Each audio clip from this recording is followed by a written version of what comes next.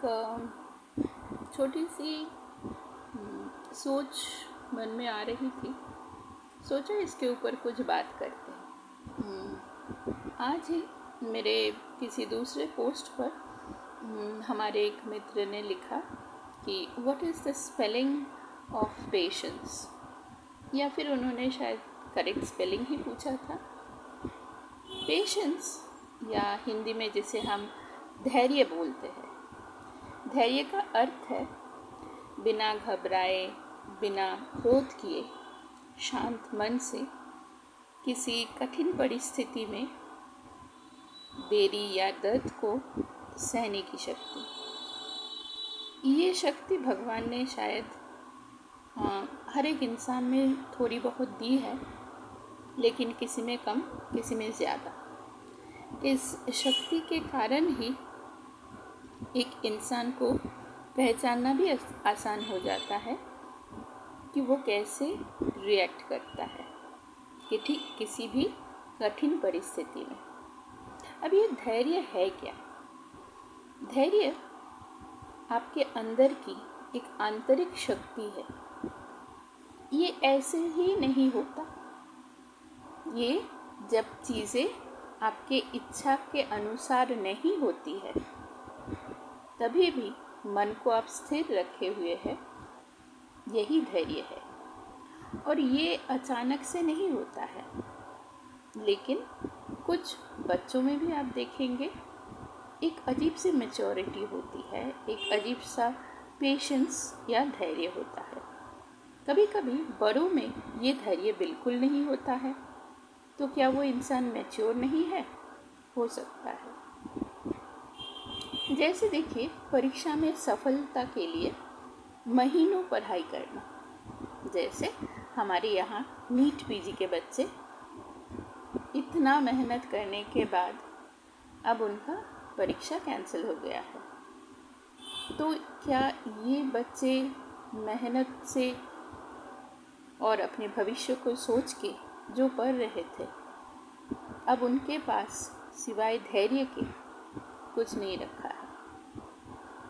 देश में बढ़ती अराजकता, 60% of the population is under the situation of poverty, जहाँ उनको सरकार से राशन लेने की सोचनी होती है और बिना उस राशन के वो सर्वाइव नहीं करेंगे। 60% of the population of a country like India, और यहाँ पे सरकार आपको बोल रही है आप सोना मत खरीदो। ये भी धैर्य है। किसी बीमार का इलाज अगर धीरे धीरे हो रहा हो और डॉक्टर आपको कोई भी उपाय नहीं बता रहे हैं कि कैसे आप बच सकते हैं, तो इस परिस्थिति में आप सिर्फ धैर्य का ही इस्तेमाल कर सकते हैं, वरना कोई उपाय नहीं बचता। क्योंकि यहाँ में समाज में अकाउंटेबिलिटी नहीं है, तो जनता को सिर्फ धैर्य बना के चलना होता है। सोचिए, बीज बोने के बाद फल का इंतज़ार करता हुआ वो किसान, हाँ, इसी भारत देश का किसान जो कभी कभी जय जवान जय किसान नारे से संबोधित किया जाता था, वो किसान जो हर रोज़ इतनी बड़ी तादाद में मौत के घाट जा रहा है आत्महत्या के कारण, लेकिन किसी को कोई पड़ी नहीं है। वो धैर्य बना के चल रहा है, इंतज़ार कर रहा है कि शायद अच्छे दिन आएंगे, शायद इस साल मेरी फसल की अच्छी कीमत मिलेगी, शायद मेरी ज़मीन बड़ा वाला जो कॉन्ट्रैक्टर है वो खरीद ना ले, कोई भूमि माफिया ले ना ले, कहीं पे मेरी वो ज़मीन किसी बड़े एक संस्था के हाथ ना लग जाए। ये भी धैर्य है। और इसी सब के बीच अगर कोई आपको बोले भगवान है, तो आप धैर्य बना के रखिए। और ये धैर्य सोचिए कि 3 रूप से है।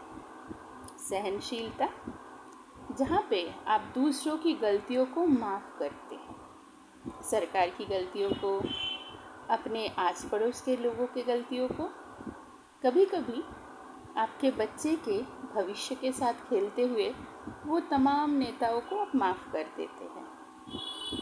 दूसरा है धैर्य का रूप प्रतीक्षा। सही समय का शांति से इंतज़ार करना। शांति वो भी तो एक चीज़ है जो मिलती नहीं है, लेकिन प्रतीक्षा करना। भारत के तमाम युवा अब सिर्फ प्रतीक्षा ही कर सकते हैं, क्योंकि वो बदलने के हालत में नहीं है। वो मचे हैं एंटरटेनमेंट की दुनिया में। दृढ़ता ये भी एक रूप है धैर्य का, मतलब मुश्किल में भी हार ना मानना। हाँ, ये आपकी एक सबसे बड़ी क्वालिटी हो सकती है, दृढ़ता। दृढ़ता से अपना बात रखिए, अपने अंदर वो दृढ़ता पैदा कीजिए कि हालात कितने भी मुश्किल हो आप सरवाइव करेंगे। आप हार नहीं मानेंगे, आप किसी छोटे तरीके से इस ज़िंदगी से निकलने की कोशिश नहीं करेंगे। आप मुश्किल और मुश्किल से बदतर परिस्थिति में भी हार नहीं मानेंगे। एक छोटा सा उदाहरण देती हूँ। जैसे सोचिए मिट्टी के घड़े में पानी धीरे धीरे ठंडा होता है, आप तुरंत डाल देते ही वो ठंडा नहीं होता। वैसे ही जीवन में अच्छे परिणाम धीरे धीरे आते हैं।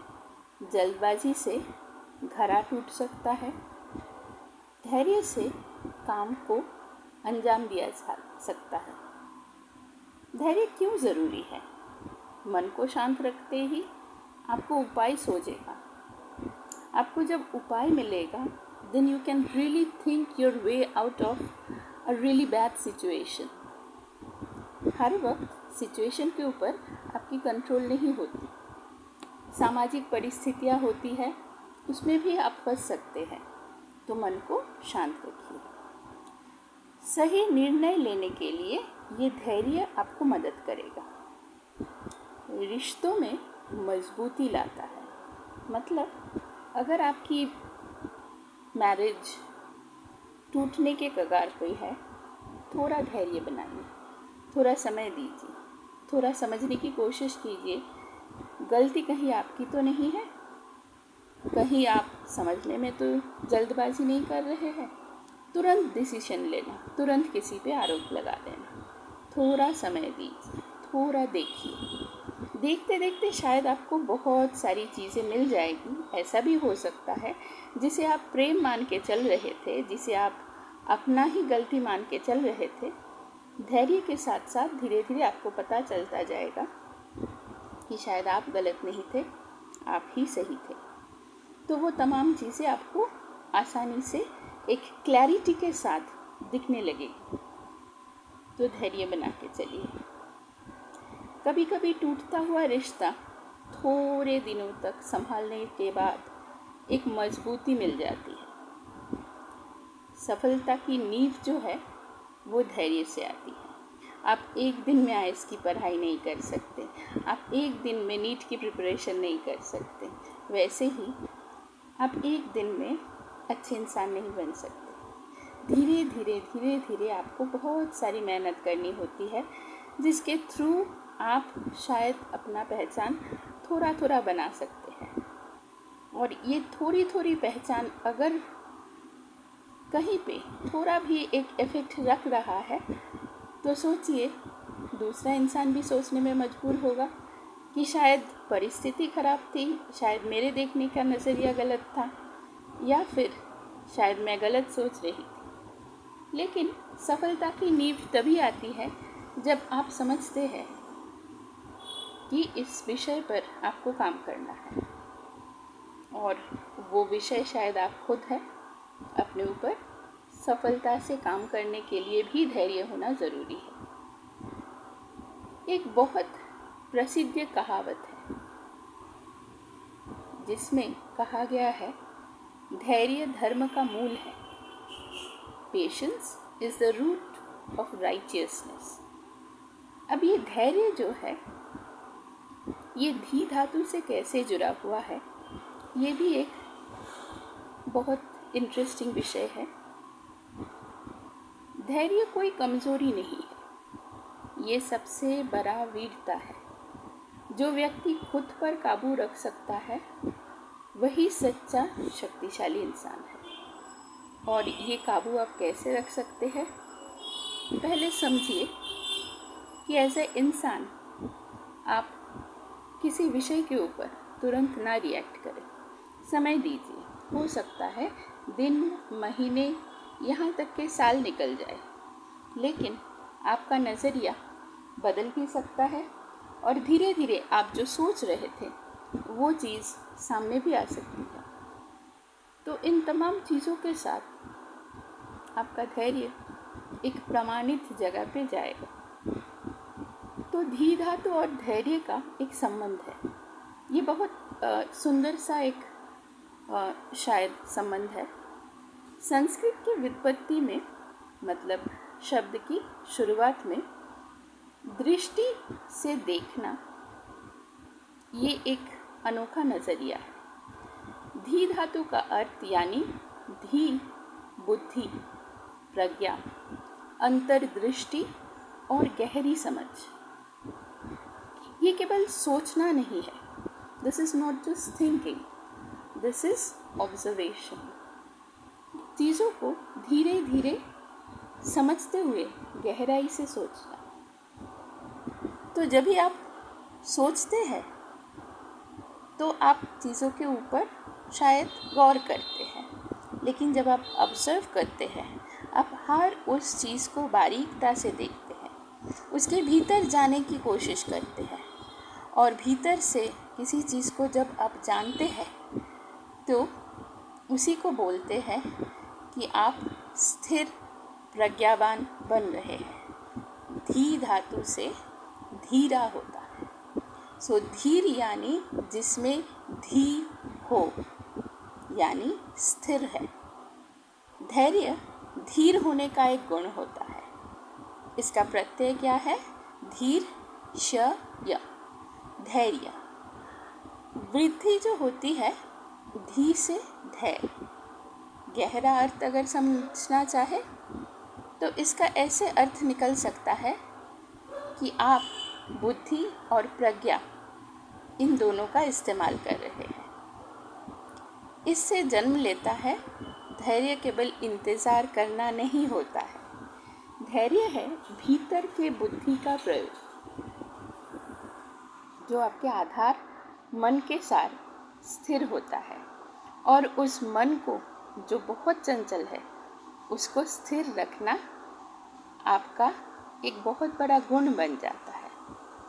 साधारणता से समझे तो धी आधारित एक रुको, समय आएगा, इस तरीके का हो सकता है।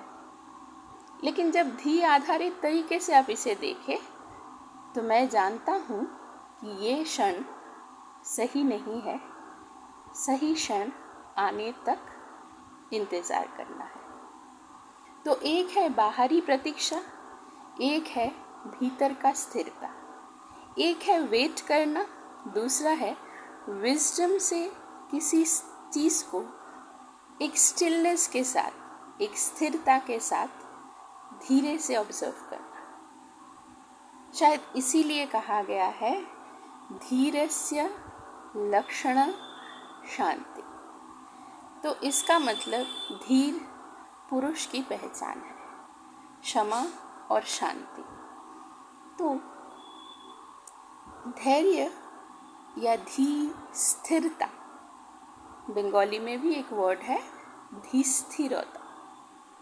यही ये शब्द की आत्मा है और ये आपकी भी आत्मा है, धी स्थिरता। मिलते हैं इसी वीडियो के दूसरे पार्ट में। Thank you.